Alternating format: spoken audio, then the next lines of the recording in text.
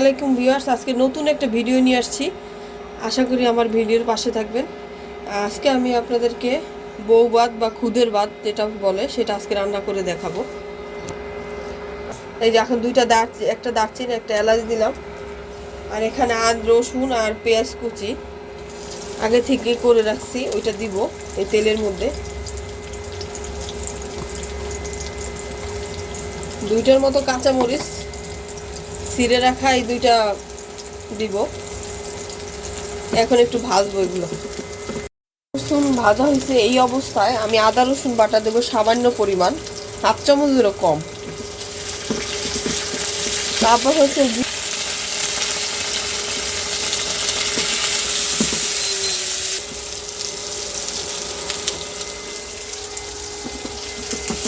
এবার একটু ভালো খুদের চালগুলো দিয়ে দেব। বিশেষ করে সকালবেলা এই খুদের ভাতটা খেতে অনেক মজা লাগে যদি ভর্তা হয় অনেক রকমের। এবার খুদের ভাতগুলো এবার ভালোভাবে মশলার সাথে মিশে গেছে। এবার আমি পরিমাণ মতো পানি দিব।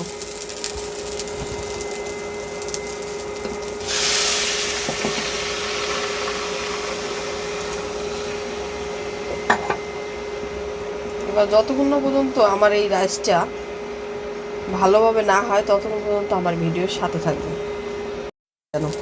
দেখেন অলরেডি কিন্তু খুদের ভাত হয়ে গেছে, এই দেখেন একদম পানিও শুকিয়ে গেছে, একদম হয়ে গেছে, আমার রাইসটাও হয়ে গেছে। খুদে ভাত, অনেকে বউ ভাত বলে যেটাকে, দেখতেই পাচ্ছেন হয়ে গেছে কিন্তু আমার।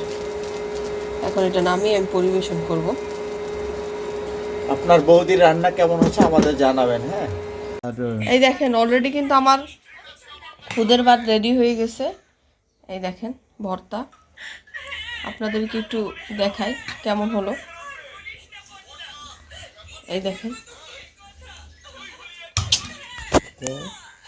দেখেন, ভর্তা দিয়ে খুদের ভাত খেতে কিন্তু সেই মজা, সাথে একটু ডিম ভাজা দিয়ে দিই, সেই টেস্ট। দেখেন অবশ্যই আমার ভিডিও কে কোথা থেকে দেখছেন এটা কাইন্ডলি মেসেজে জানাবেন।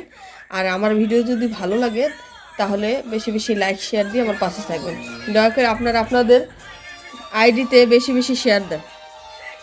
রেসিপি যদি আপনাদের ভালো লাগে তাহলে বেশি বেশি লাইক শেয়ার দিয়ে আমার ভিডিওর পাশে থাকবেন। আজকের মতো এখানে শেষ করছি। আপনারা সুস্থ থাকেন, ভালো থাকেন। আসসালামু আলাইকুম।